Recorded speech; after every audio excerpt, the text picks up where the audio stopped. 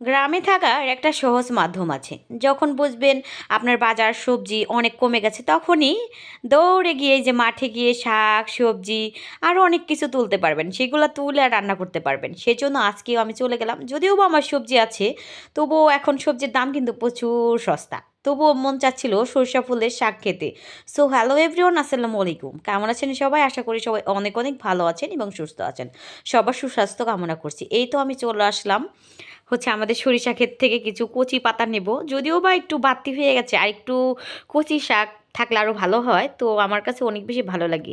আর সরিষা ফুলের পাকোড়া খেতেও কিন্তু অনেক বেশি মজার। আপনারা যারা খেয়েছেন তারা তো খেয়েছেন, যারা কখনো এই শাক বা পাকোড়া খান নাই তারা একবার হলে ট্রাই করে দেখবেন। এত মজা, যেটা বলার বাহিরে। আর এই যে দেখেন, এই যে ফুল আর এই পরিবেশে ঘুরতেও অনেক বেশি ভাল লাগে। আর এই যে দেখেন পাতাগুলো এত বেশি টাটকা, এত বেশি সতেজ, মানে যেটা বলে বোঝাতে পারবো না। আমার অনেক অনেক ভালো লাগতেছিল।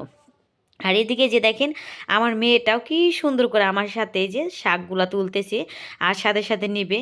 মানে এত সুন্দর পরিবেশ, আর এই পরিবেশে মানে বিকেলবেলা ঘুরলে মনটা ফ্রেশ হয়ে যায়। আমি অল্প করে রান্না করব, আমি এগুলা দিয়ে খাবো। আমার মানে চাপড়ি দিয়ে খেতে ইচ্ছে করতেছে। আর এই তো আমি সুন্দর করে প্রথমে শাকগুলো বেছে ঝুরি করে নিচ্ছি। এটা কুচি করে রান্না করলে ভালো হয়। আর এই শাকটা কিন্তু কাঁচা বাগারে রান্না করতে আরও বেশি মজা। আর যাই হোক, যেই কাজ সেই ভাবা।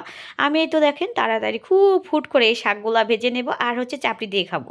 আমি খুব অল্প পরিমাণই ভেজে নিচ্ছি। আর এখানে একটা শুকনা মরিচ ফোড়ন দিলে এত বেশি মজা লাগে আমার কাছে, যেটা বলার বাহিরে। একবার হলে যারা ট্রাই করে নেয় তারা ট্রাই করে দেখতে পারেন, এত ইয়ামি।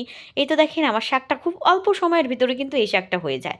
খুব অল্প একটু সময়ের ভিতরে আমার শাকটা হয়ে এসেছে। এবার আমি চাপড়ি বানাবো। আর চাপড়ির ভিতরে এখন আমার সজের পাতা দিতেই হবে। সজের পাতার সিজন, এই সিজনে সজের পাতা দেবো না চাপড়িতে, তা কী করে হয়। আর একটু হালকা হলুদ দিয়ে দিলাম। এটার কালারটা আরও জোস হয়েছিল। আর এটা খেতে আমার কাছে এত বেশি ভালো লাগছিল শাক দিয়ে, যেটা আমি বলে বোঝাতে পারবো না। অনেক মজার।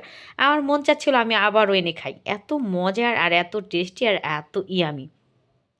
আর এই তো দেখেন, এই যে আমি এই চাপড়িগুলা বানিয়ে নিচ্ছি। আর কালারটা কত সুন্দর এসেছে, একটু হালকা হলুদ। মানে এই কালারটাও কিন্তু একটা দেখার মতো কালার। আপনারা এইভাবে চাপড়ি বানিয়ে এই সরিষা ফুলের শাক দিয়ে খেলে বুঝবেন এই টেস্টটা কি, আর এটা খেতে কতটা ইয়ামি হয়েছিল। আর এদিকে এই যে দেখেন আমার ছোট্ট কচি মেয়েটাও এত সুন্দর করে সে খাচ্ছে, তার কাছে নাকি অনেক বেশি ভালো লাগতেছে। যাই হোক, এই তো আমরা দুই মা মেয়ে মেয়ে সুন্দর করে এটাকে আর কি খাবো। আর এটা এত বেশি মজার, মানে যেটার বলে বোঝানো সম্ভব না। আমার অনেক বেশি ভালো লেগেছিল। আমরা গ্রামের মানুষ, আমরা গ্রামের সহজ সরল জীবন ধারণ, এই সমস্ত চিন্তা চেতনা, এই সমস্ত শাক সবজিকেই অনেক বেশি টাটকা থাকে। আর এগুলো খেতেও কিন্তু অনেক বেশি মজার হয়। আর অনেক অনেক অনেক বেশি ভালোও লাগে। আপনারা একবার হলে ট্রাই করে দেখতে পারেন।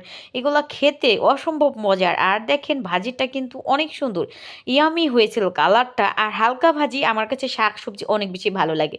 শাকটা বেশি কালারটা অন্যরকম চেঞ্জ আসলে তখন কিন্তু এই শাকটা খেতে মজা না।